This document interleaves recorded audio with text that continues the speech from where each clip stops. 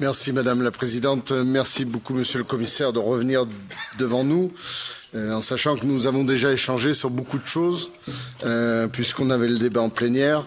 Mais des fois, les visions sont percutées par la réalité avec une force incontestable. Vous n'êtes pas sans savoir que les filières vins et spiritueux sont directement concernées par la guerre commerciale qui s'ouvre entre les États-Unis et l'Europe.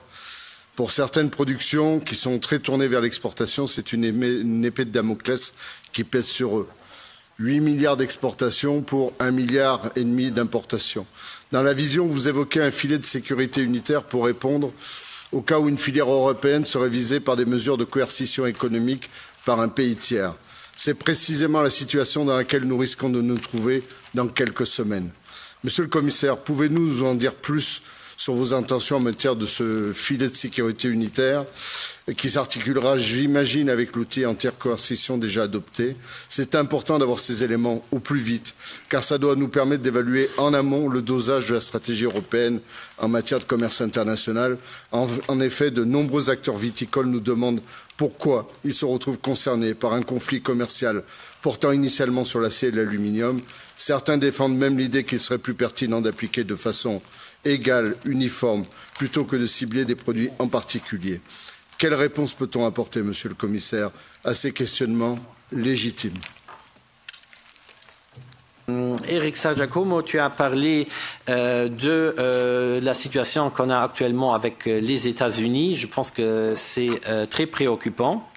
Il y a action et réaction. Évidemment, il y a maintenant aussi cette liste, cette dernière liste qui est publique et qui est ouverte aux consultations des parties prenantes aussi. Je pense qu'il y aura un certain mouvement sur cette liste suite aussi aux commentaires qu'on est en train de recevoir des parties prenantes pour éventuellement enlever certains produits pour entamer une certaine désescalation de la situation. Je pense que ça va être définitivement un premier pas qu'on doit faire. Je suis toujours d'avis qu'il vaut mieux négocier que juste réagir et agir et attaquer. Ça, on a connu dans le passé. Ça n'apporte rien à personne. Ça contribue juste à l'inflation et on n'a pas intérêt à faire ça. Tu as aussi posé la question sur le filet de sécurité unitaire, de Unity Safety Net. Je pense qu'on a l'instrument de l'anti-coercition. Effectivement, c'est quelque chose qu'on a déjà, mais la dimension de ce filet de sécurité, je ne voulais pas être quelqu'un qui prédit les choses, mais en fait, je le sentais que ça allait venir. C'était très clair. C'est pour ça que je l'avais déjà introduit. Évidemment, il faut maintenant trouver le financement et ça, effectivement, je crains qu'on va devoir attendre aussi, sauf si on trouve des réserves cachées, qu'on va devoir attendre le prochain cadre financier pluriannuel, mais je pense qu'on n'a pas de temps à perdre, donc on doit être créatif à voir d'où peut venir ce filet de sécurité financier aussi.